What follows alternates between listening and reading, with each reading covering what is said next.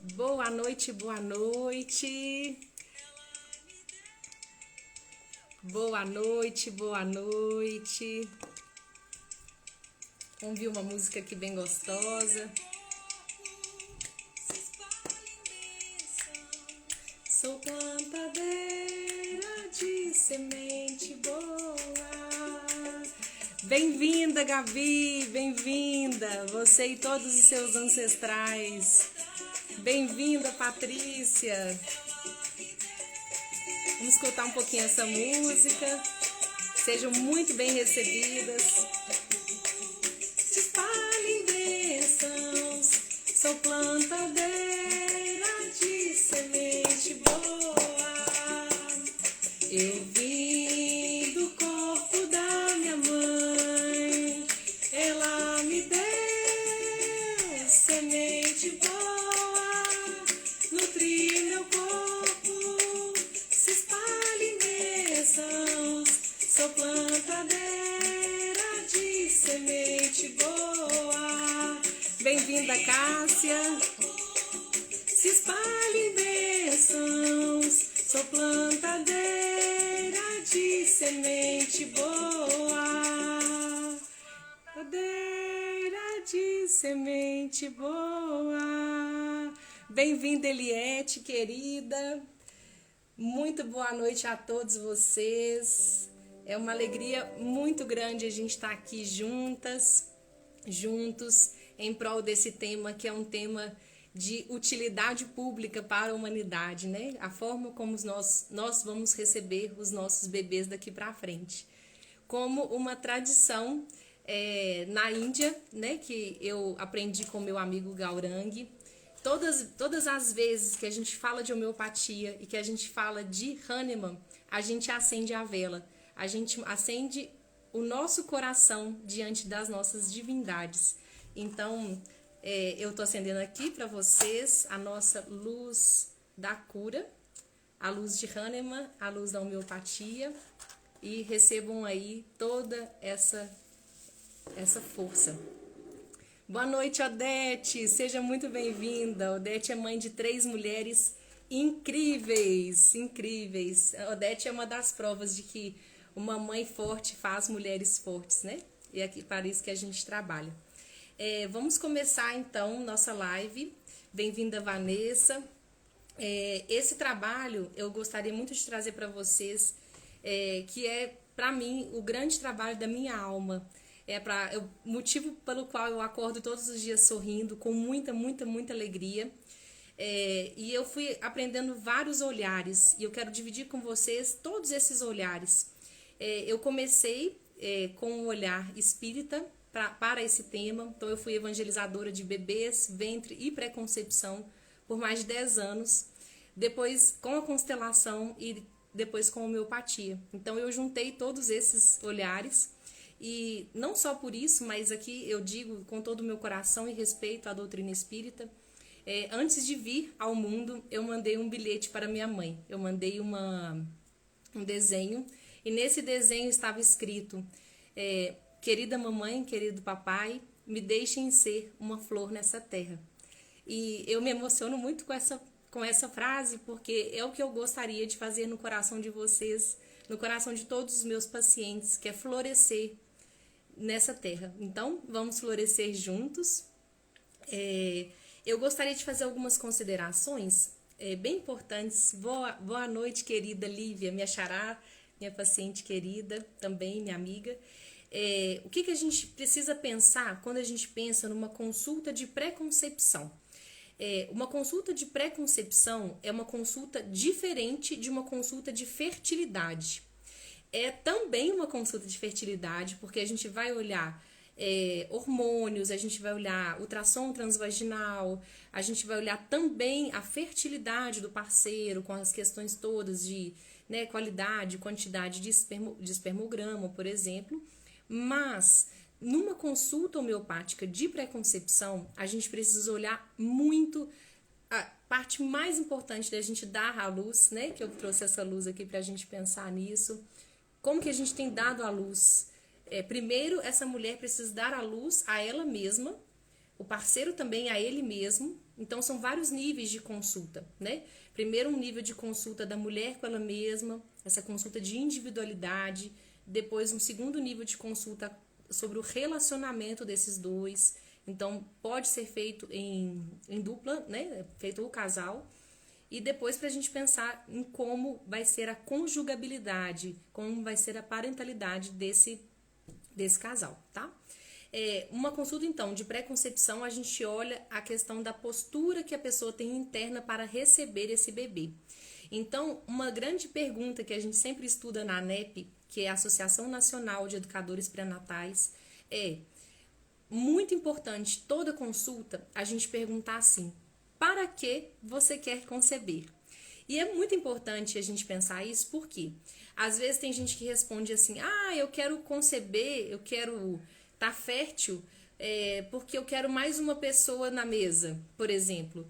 Eu quero conceber porque eu quero dar um filho para o meu pai, para o avô, né? Então, às vezes essa criança ela já chega com um para quê, ela já chega com um olhar muito pesado para a vida. Ela já tem que vir cumprindo buracos de outras pessoas e não só a vida dela, né? Então, é muito complicado a gente pensar isso. Então, a gente começa a questionar, a trazer, muito importante pra gente, o quê? Por que esse casal está querendo engravidar? Qual é, na verdade, muito mais do que o porquê, é o para quê. Aonde ele está olhando? Eu estou olhando para o mais ou eu estou olhando para o menos? Essa criança vem para suprir um vazio ou essa criança vem para transbordar o amor que já existe do casal?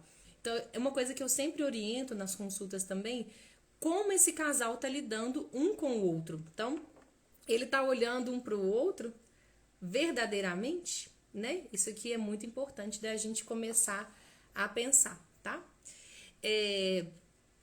Uma outra questão que a gente sempre procura pensar é, como eu falei, a questão das posturas sistêmicas. Então, eu vou fazer para vocês aqui, geralmente, quais são as posturas que as pessoas que têm dificuldade de engravidar têm dificuldade de ir para a vida, tá?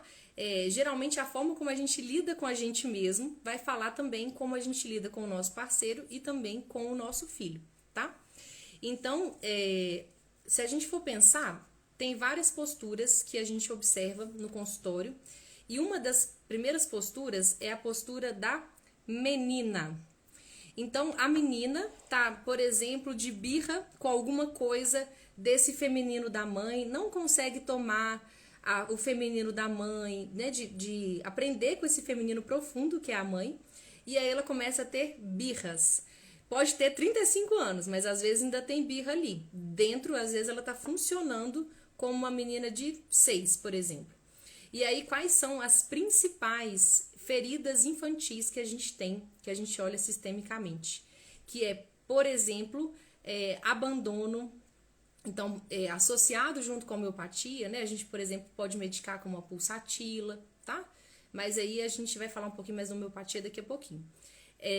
A gente tem, por exemplo, as feridas de traições. Às vezes essa menina tá, no fundo, funcionando como se ela fosse a parceira desse pai.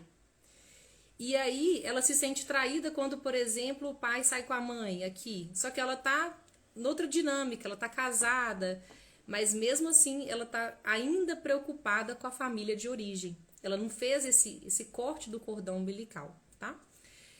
A terceira ferida que a gente tem muito forte, por exemplo, é a ferida de injustiça. Então, às vezes, a criança, né, essa mulher, ainda com esse olhar de criança, de menina, ela ainda olha para a vida como se a vida pudesse dar mais para ela. Então, não é possível que Deus ainda não me deu um filho. Não é possível que meu marido não consegue me olhar. Quando a gente olha, às vezes, para o marido querendo muitas coisas e a gente não entende que essa relação não tá igual, às vezes a gente está olhando com um olhar de raio-x aqui, ó. Através do marido, eu tô olhando, por exemplo, uma necessidade materna aqui, e eu tô querendo alguma coisa, não é nem do meu marido, eu tô querendo alguma coisa da minha mãe, por exemplo, tá? Uma outra questão que acontece muito são as feridas de rejeição. Então, são feridas muito profundas. Então, às vezes, o marido fala alguma coisa com a esposa, mas na verdade ela sente aquilo como algo muito maior. Por exemplo, nossa, o seu brinco não tá bonito, por exemplo. Mas ela sente aquilo como algo tão duro, tão duro, tão duro, porque lá atrás, dentro da menina que ela foi um dia, existe essa ferida já de rejeição. Então, uma orientação que eu sempre procuro dar não é que a gente vai ser perfeito para a gente ser pai e mãe. Não existe isso. Né? Isso está escrito em todos os holofotes que a gente possa ver. Não existe escola para ser pai e mãe. Mas a gente pode fazer algumas coisas que vão facilitar o processo. E uma das coisas é a gente primeiro olhar para as nossas feridas infantis. Por quê? Se eu não olho para as minhas feridas infantis, quando chega uma outra criança, eu vou projetar as minhas feridas de criança na criança que está no berço. Então, é muito importante que a gente faça essa limpeza, vamos dizer assim, dos nossos traumas, para depois a gente ir também, e o parceiro também, para a gente realmente não só fecundar, mas a gente conceber uma outra forma de receber essa criança, tá?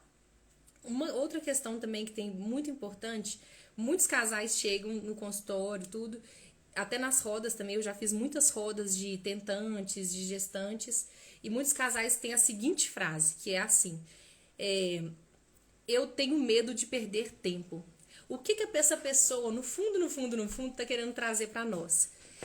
Eu tô querendo perder tempo porque eu não quero aprender com o tempo. Eu tenho uma rejeição de tudo que eu vou aprender até esse filho chegar. E aí, como a gente tem fast food, a gente tem Instagram, que é tudo rápido, a gente acha que o filho também vai chegar rápido. Então, tem uma descrença do processo, desse tempo kairos, e na verdade a gente fica querendo um filho num tempo cronos, que não acontece. Então, é uma conversa que eu sempre procuro ter com eles, é o seguinte: você está fazendo um filho, está tendo um filho, ou você quer ser mãe e ser pai? Isso é um salto quântico. Por quê?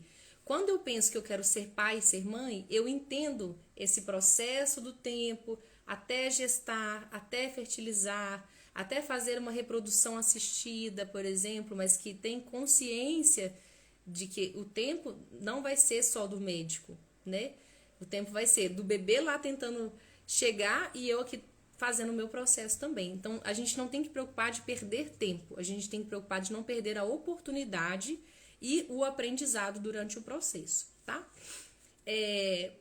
Alguma dúvida até agora? Quem quiser pode mandar comentários, se tem alguém na família que já passou, né, por alguma questão com a infertilidade. Hoje a gente tem várias percepções, né, sobre um tratamento de fertilidade, de pré-concepção. Eu sigo muitas pessoas fora do Brasil e uma delas chama Liz Laylor. A Liz Laylor, eu, né, já estudei algumas questões com ela. E ela fala muito, por exemplo, de um tratamento homeopático para eixo hipotálamo, hipófise, ovário. E isso é bem interessante, né, para a gente pensar nas medicações, das etapas, né? Só que, por que a gente fala disso, né? Assim, esse eixo dos hormônios é muito importante para a gente olhar, principalmente, por exemplo, a questão do estresse. O estresse, ele é uma das causas mais importantes de infertilidade. O estresse, ele vai embotar o nosso sistema nervoso, né? Assim, vai hiperestimular, na verdade, e vai embotar o ovário. Então, a gente tem que ter esse equilíbrio, né? Tinha uma frase antigamente que a gente falava assim: mulher que pensa muito não engravida, né? Por quê? Quando a gente está com muita congestão mental, né? Até energética, se a gente for pensar, a energia está aqui e a energia não consegue estar presente, por exemplo, para o chakra básico, o segundo chakra, né? Então, a gente precisa ter esse alinhamento, né? Bem-vinda, Bela. Andréia, o que você indica para curar as nossas feridas infantis? Eu indico profundamente a constelação, não só porque eu sou consteladora, mas eu acredito muito na constelação como um processo bem pontual, assertivo para curar as feridas infantis, mas também eu acho que a gente não pode terceirizar tudo para o outro, sabe? Assim, a gente olhar para o olho da nossa menina, sabe? Olha agora para o olho da sua menina e pense, o que essa menina está querendo te trazer? Às vezes a gente tem 60, 70 anos, mas o que essa menina pode me trazer dentro do meu coração para minha vida ser mais fértil? Entende? Quando a gente fala de fertilidade, a gente não pode falar só de fertilidade de ovário. É uma coisa que eu sempre indico para as minhas pacientes também. A gente ter uma vida fértil. Então, viajar. Ah, não tem dinheiro, não tem problema. Vai na praça, vai ler bons livros. Por quê? Eu falo assim, é uma brincadeira que eu tenho com elas. Um casal tá aqui, né? O bebê tá ali. Esse bebê tá ali, seja no plano espiritual, seja como alguém quiser chamar, né? Ele tá em outro plano. Ele precisa descer pelo tobogã da vida, né? Para esse bebê descer do tobogã da vida, toda fertilidade, ela é vibracional também.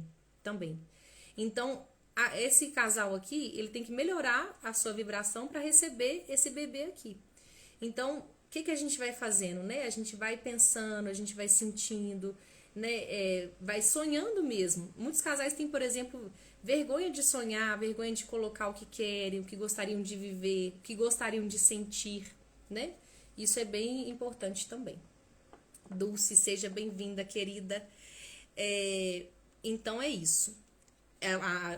Só voltando um pouquinho, que eu estava falando sobre a questão do olhar para o eixo hipotálamo, hipófise, ovário. Mas um grande pulo do gato para todos os homeopatas que nos escutam aqui é o seguinte: a gente não pode pensar só em fertilizar.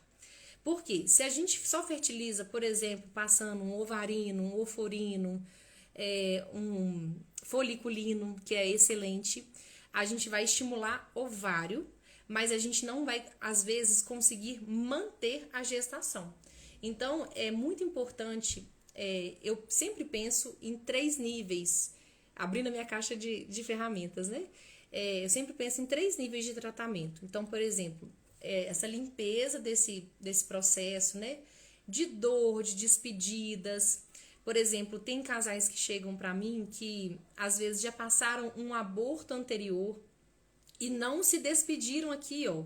Como é que você não vai abrir um outro ciclo se você não deu um lugar de amor e de respeito para esse bebê?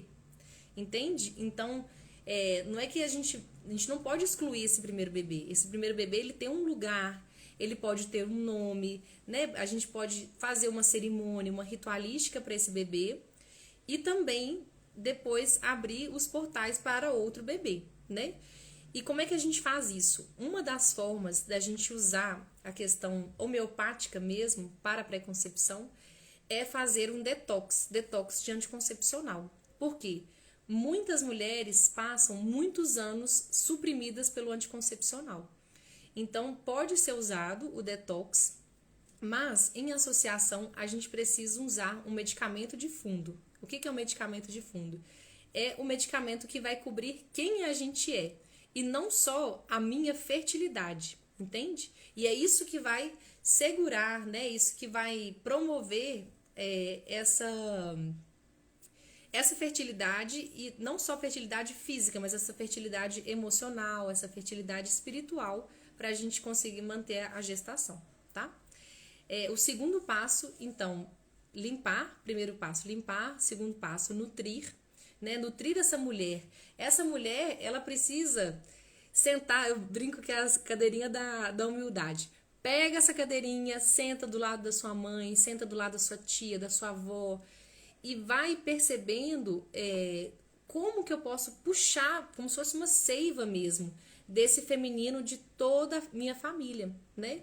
Então, o que eu posso fazer, né? Quais histórias tem?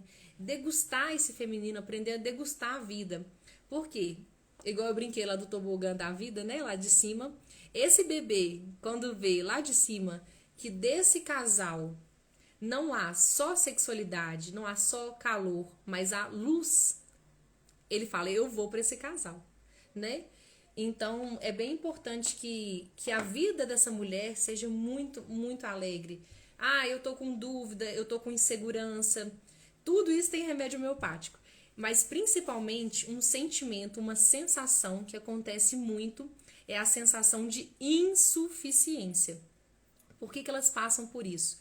Muitas vezes, né, de tanto ouvirem falar, eu tô com falência ovariana, eu tô com falência disso, de hormônios. A gente precisa sempre pensar que não, os hormônios mandam muito, mas os hormônios não mandam em tudo. Então, muitas vezes eu já peguei casais assim, né, com endometriose. Às vezes a pessoa fala assim, eu não tenho chance nenhuma, mas aquele bebê precisa vir, né? E ele escolhe, às vezes, vir com uma trompa só da mãe e vem, né? Então, como que a gente trabalha esse sentimento de insuficiência dessa mulher? A gente vai puxando, vai, né, pedindo que ela olhe para todas as mulheres do seu sistema, para ela puxar realmente essa força, desculpa, puxar essa força de todo o feminino que vem da família dela, tá? É muito importante, outra questão também que é muito importante é a gente avaliar a forma como esse casal está lidando com a própria sexualidade. Então, diminuir expectativas, diminuir o controle. E também quero muito... Seja bem-vinda, querida. Instituto Reverberar. Ah, que lindo. Uma grande questão que a gente precisa ver é a questão da sexualidade, como eu falei. Então, por exemplo, vai acontecendo porque aquele dia eu sou fértil, aí o casal começa a marcar a sexualidade no Cronos e não vive a sexualidade no Kairos. E aí o que acontece? Começa a ter um fenômeno de mecanização do sexo. Então, esse casal, ele não curte a vida. Eles não olham um para o outro. Eles estão olhando só para esse bebê aqui na frente, para essa criança que quer chegar, mas no fundo, eles não estão gerando conexão, né? Não estão gerando um bom atrito para gerar a conexão, né? Então, isso é muito importante da gente trabalhar com eles na consulta. O para que eu estou vivendo a minha sexualidade, né? É uma sexualidade mecânica, é uma sexualidade que tem hora marcada. Não estou falando que não possa acontecer de ter a relação na hora que está fértil, mas é muito além, assim, de que forma energeticamente a gente está concebendo. Eu estou marcando no relógio para mecanicamente eu ter esse bebê, ou eu estou gerando toda uma energia na minha casa, uma energia no meu relacionamento. Eu estou olhando para esse parceiro, olhando para a luz desse parceiro, não só para a sombra desse parceiro. Porque isso é muito nítido. Casais que querem engravidar há muito tempo, por exemplo, 7 anos tentando engravidar. Aí um começa a olhar só a sombra do outro. Eu não estou conseguindo engravidar por sua causa. Eu não estou conseguindo engravidar por sua causa. E aí vem uma estatística, que é física, médica, né, assim, que fala que 33% das causas geralmente são da mulher, 33% do homem e 33% do casal. Mas isso, na verdade, a gente precisa ter um olhar muito sistêmico para isso. Por quê? Por que eu fui escolher esse homem, né, para ter esse tipo de relacionamento? Então, o Bert Hellinger, ele falava uma coisa que é muito importante. Não é o casal que tem a vida, é a vida que tem o casal. Então, assim, a gente fica às vezes pensando assim, eu que escolhi meu parceiro, né? Mas isso, às vezes, a gente precisa ampliar o nosso olhar, a nossa percepção, porque, na verdade, essa parceria, ela vem, né, como se fosse o Rio Negro e o Solimões, né? Como se fossem 2 rios que vão trazer algo para a vida. E o que do nosso amor vai frutificar a vida, né? Mas antes de frutificar, a gente tem que florescer. Porque senão a gente está perdendo a ordem, né? A gente está perdendo um dos princípios sistêmicos, que é a ordem. Eu estou querendo frutificar como mulher, como mãe, mas esquecendo de florescer como mulher. Então, é muito importante, uma das coisas que eu super indico para minhas pacientes, estar na natureza. Por quê? Eu estando na natureza, eu estou percebendo a lei da vida. Eu estou percebendo que agora é outono, agora é inverno. O que esse fora reflete dentro? O que esse dentro reflete fora? Né? Então, é bem importante. Alguns remédios também são bem importantes para a gente estudar. Um deles, o doutor Antônio Carlos, sempre falava sobre isso, que não, ele brincava assim, não há nenhuma mulher no mundo que não fecunde com Coriandrum sativum. E eu estou colocando aqui como uma forma amorosa e de incentivar os nossos colegas a estudarem esse medicamento. É claro que ele não é assim, a gente tem que ter um cuidado de escolher o medicamento de fundo, tudo, mas é uma dica aí legal também, tá? Nós temos também florais, muito, muito importante que a gente quebre paradigmas.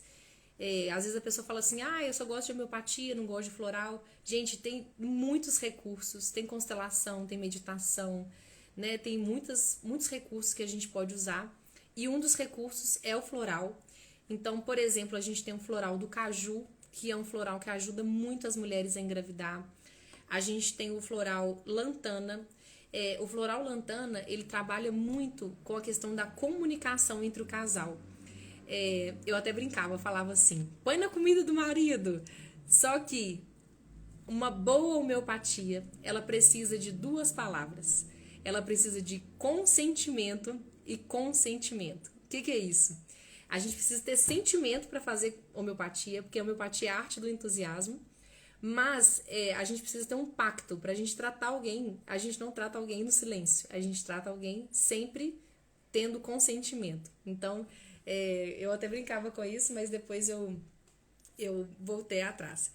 É bem importante também a gente lembrar da questão dos miasmas. Aqui é para os homeopatas. Se a gente for pensar, por exemplo, esse casal que está... Isso, Eliette, lantana desapega do sofrimento. Então, o casal deixa de ficar apegado a só aquilo que tá difícil e ele consegue fecundar para o mais, tá? Assim, realmente olhar para o mais. Essa frase do consentimento aí é minha, pode usar. Quando a gente pensa na homeopatia, a gente precisa sempre olhar o padrão que esse paciente está tendo de adoecimento, o padrão energético de adoecimento. Então, a gente fala de uma sensação vital, o que essa pessoa está vivenciando, como esse casal está vivenciando essa fertilidade, e também a gente precisa lembrar do miasma, como esse casal, como esse paciente está vivendo a sua fertilidade. Então, lá no Sankara, né, nós temos esse livro aqui, nós temos um dos livros, né, mas esse é um dos meus preferidos aqui. É muito importante que a gente sempre se lembre como o casal, como essa mulher está recebendo esse bebê, como ela está recebendo esse diagnóstico, né? Então, vou dar um exemplo. Essa mulher que está, por exemplo, muito controladora, ela vai vivenciar durante a consulta e dizer que está com sensações de constrição, de aperto. E aí eu vou pensar numa família euforbiácea, por exemplo, né? Um miasma cancerínico. Então, eu sempre pego dentro dos 10 miasmas, né? Não vou ficar fixa dentro dos 10 miasmas. Vou olhar o olhar sistêmico, vou olhar tudo, mas como esse casal, como essa família, como essa mulher está vivenciando o padrão de ser uma mulher que ainda não encontrou a sua fertilidade, né? Eu não gosto da palavra esterilidade, porque eu acho que não há ninguém nesse mundo que seja estéril. A gente precisa encontrar outras formas da gente ser fértil. Às vezes o casal não pôde, por exemplo, ter um filho, mas às vezes ele precisa encontrar outras formas, outros projetos de vida, para que ele, né, o que Bert fala, ele precisa olhar para algum lugar, né? Então isso é bem importante. Tem alguma dúvida até agora? Algum questionamento? Bem-vinda, Luísa. Parei a falar, né? Eu fico toda feliz, aí vou falando igual... sei o que. Quem quiser pode perguntar. Outra coisa que é bem importante da gente pensar, essa questão que eu disse dos níveis da consulta, né? Que momentos que eu vou com o meu parceiro, que momentos que eu não vou. E aí a mulher, geralmente, muitas consultas no início, ela quer ir sozinha. Porque às vezes tem questões dela importantes, né? Então, às vezes teve uma perda gestacional, ainda está com dificuldade de conectar com o parceiro, de novo, sexualmente, por exemplo. Então, nessa hora, é muito importante quando a pessoa tem dificuldade de despedir, né? A gente usar os medicamentos de transtorno de mortificação, por exemplo, tá? E aí a gente vai olhar essas camadinhas. Então, que horas que eu vou fazer uma consulta que seja só da individualidade dessa mulher, né? Das questões dela. Então, eu vou olhá-la como mulher. Eu vou curar também a menina que existe dentro dela, mas eu vou olhar a mulher, né? Vou preparar ela para ser mulher. E também, aí depois, né, tem a questão da consulta do casal, desse relacionamento, e depois a gente vai pensando na questão do filho. É muito importante que a gente não tenha essa mudança de ordem, porque se eu tô mudando a ordem, eu tô mudando a forma de saúde, né? Então, às vezes a mulher tá olhando só pra frente, mas não tá olhando pra dentro, né? Então, a gente tem que ter esse ajuste muito, muito importante, tá? Alguma dúvida, alguma questão até agora? Outro grande incentivo que o homeopata pode fazer é a questão dos hábitos. Então, como eu disse, né, a gente precisa olhar muito para esses hábitos, hábitos férteis, né? Eu gosto de falar que são hábitos férteis. Então, por exemplo, a questão do álcool, a gente tem uma questão muito importante em relação com o álcool. O álcool, ele atua muito na diminuição dos folículos, ele retarda a maturação, né, dos óvulos, e também ajuda muito na questão da implantação do embrião, né? Atrapalha muito na questão da implantação do embrião. Fora que vai atrapalhar no medicamento homeopático, né? Esse álcool excessivo, tudo. Eu sempre estimulo que eles retirem mesmo. Claro que, assim, às vezes vai muito do paciente, né? Mas a gente precisa muito ajudá-los a melhorar esses hábitos. Então, a questão do álcool. A questão, por exemplo, do cigarro. O cigarro, ele é muito importante. Ele atrapalha muito nas alterações morfológicas dos espermatozoides, da concentração também dos espermatozoides. Então, a gente precisa muito, muito olhar para esses hábitos, tá? A gestão do estresse, como eu falei no início. O sono, porque se eu tô estressada, né, não tô dormindo, tudo, isso também já vai prejudicando. Uma outra questão que a gente precisa olhar muito é a questão, por exemplo, da função intestinal, das fibras. Por quê? O intestino estando todo paralisado, ele vai prejudicar, por exemplo, na questão da serotonina, né? Então, vai ter muito, vai realmente trabalhar. Deixa eu só dar uma olhadinha aqui. Tá, vou te responder. O intestino, então, vai trabalhar muito para isso, né? Da mulher se sentir bem e tudo. Então, é muito importante a gente olhar isso, tá? Outra coisa que a gente precisa trabalhar, de construir bons hábitos, por exemplo, com a meditação, né? Com a oração, de que forma que eu tô trazendo a minha vida de uma forma amorosa para mim mesmo, tá? Vou responder. É Michele Mi? Diga aqui. O entendimento da infertilidade devido a alguma doença. Então, na homeopatia, a gente olha, claro, como nós somos médicos, então a gente olha o diagnóstico clínico, mas a gente também olha o diagnóstico funcional, né? Tem vários tipos de diagnóstico que a gente olha. Então, existem medicamentos para ajudar na endometriose, tá? Michele, isso.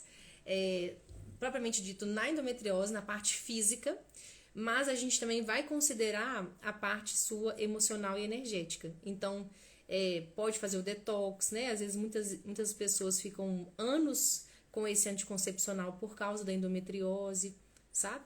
E aí pode atuar, né, com todos esses hábitos, por exemplo, com a atividade física, tá? Geralmente a gente faz isso. Tem alguma dúvida, alguma coisa? Eu não quero fazer uma live muito longa, para não ficar muito cansativo para nós, mas a mensagem que eu quero trazer é uma mensagem assim, que essa nova geração, ela precisa de mais recursos. Não que a gente precise ser perfeito para receber os nossos bebês, mas eles precisam de recursos diferentes, né? Antigamente, o que a gente tinha quando a gente começava a atender as crianças? A gente tinha muitas crianças com doenças infecciosas, né? Hoje a gente tem muito mais por exemplo, as crianças com doenças mentais, com doenças por causa das telas, né? Então, é muito importante que a gente destine mais tempo para essas crianças, esse tempo de qualidade, né? Assim, esse tempo mesmo de construir a relação, porque são crianças que estão precisando, né, pela era de Aquário, estão precisando de ter mais tempo de relacionamento com os pais, tá? Se puder abordar o não gerar por risco de saúde da mulher, mesmo sendo fértil, tá? Existe algumas questões realmente que a mulher, ela... Por exemplo, a questão da hipertensão, né? Tem mulheres que ou já tiveram um filho, dois, e às vezes são situações de risco ela ter mais um filho, né? Ou, por exemplo, são hipertensões, né, mais graves, e ela não é indicada de ter um filho, por exemplo, né? E aí, o que a gente precisa trabalhar muito, muito no nosso coração, né? Que a gente pode maternar de uma outra forma. Isso é muito lindo, isso é muito profundo. Eu falei isso uma vez numa rádio, quando foi uma palestra sobre câncer de mama. Que a menina me perguntou, né, sobre como usar a mama quando você não tem a mama, né? Ela me fez essa pergunta, para mim foi muito tocante. Eu acho que combina um pouco com a sua pergunta, né? Quando às vezes a vida não nos proporciona essa oportunidade de ser mãe, eu, por exemplo, não sou mãe, eu tenho muita vontade de ser mãe, mas eu ainda não sou mãe. Então, o que eu faço? Eu maternalizo, né? Por exemplo, a minha relação com as minhas sobrinhas. Eu coloco o meu feminino a serviço da vida. Com os pacientes, né? Respeitando a mãe dos pacientes, mas eu entrego esse amor de uma outra forma. E aí, por exemplo, a gente tem uma doença que é bem importante, uma doença lembrete para o feminino, que é o mioma. O mioma, na origem emocional dos sintomas, é a mulher que às vezes não pôde usar toda a sua energia maternal. Ou ela não teve filhos mesmo, ou, por exemplo, ela teve um filho, mas queria ter tido dois. Então, uma das questões emocionais do mioma é a gente incentivar que essa mulher, em vez de ter o mioma, que ela tenha o meninoma, né? Assim, que ela coloque os seus meninos, os seus projetos, a sua energia fértil, a sua energia de amor, do seu arquétipo mãe, vamos dizer assim, para o mundo, tá? Que mais? Seja bem-vinda, Silvana. Muito bem-vinda. Márcia Terezinha. É isso aí. Para a gente ir terminando, eu gostaria da gente ler um poema. O poema, muitas pessoas me perguntam assim, como eu posso ser mais feminina, né? E o que eu tomo para ser mais feminina, né? Tem essa pergunta direta aí na caixinha de perguntas. E a grande questão para a gente ser feminina é construir hábitos de estar com a gente mesmo, né? É a gente acender a nossa luz e não deixar que nada se apague, né? Mesmo que a gente divida a nossa luz com várias pessoas.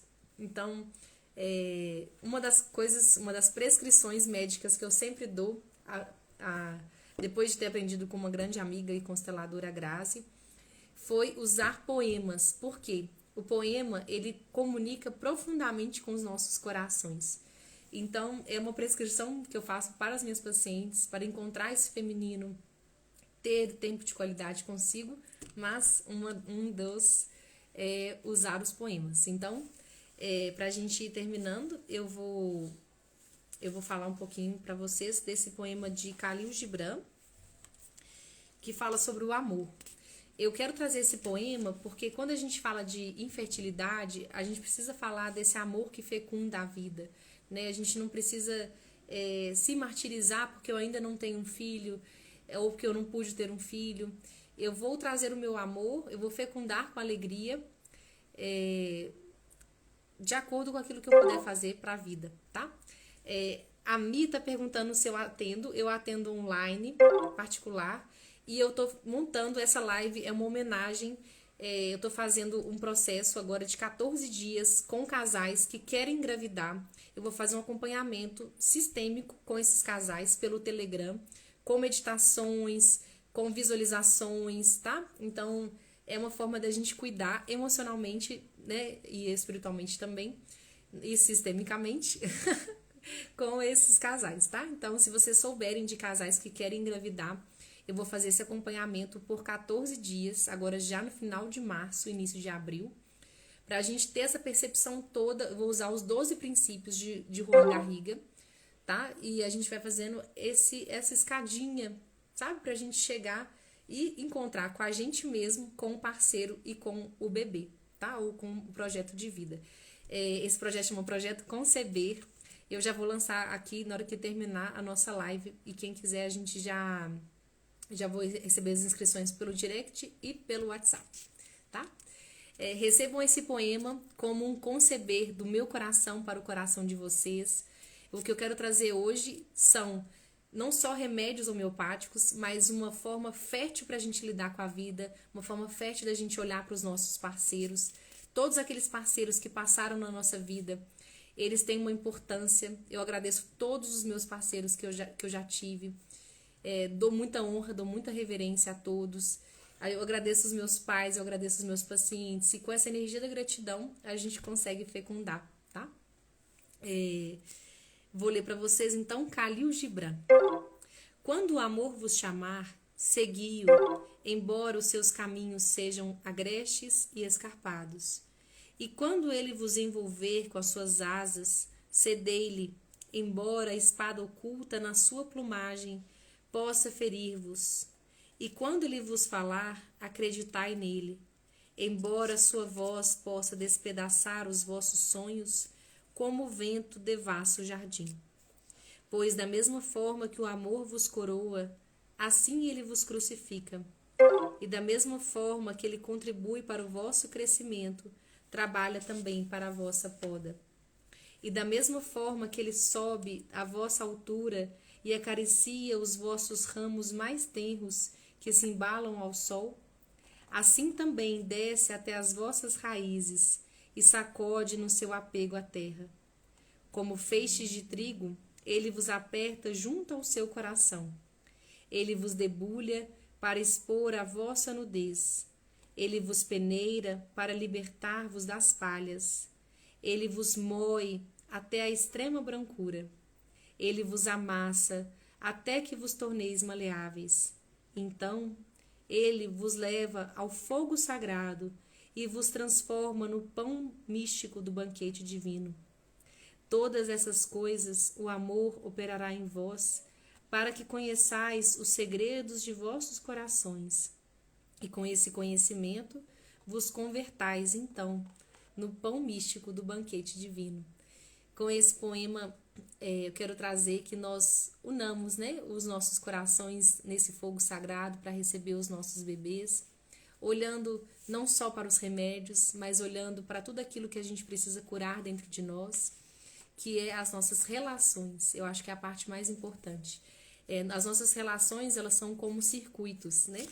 Então, a gente precisa criar esse circuito de amor da gente com a gente mesmo, da gente com o parceiro, da gente com essa espiritualidade, para a gente se entender como um co-criador. Quando a gente está de birra e a gente está achando que a gente vai fazer o menino, na verdade, a gente está tendo uma postura arrogante com a vida, né? Então, a gente precisa ter essa humildade de fazer a nossa parte e esperar que os céus façam a deles, né?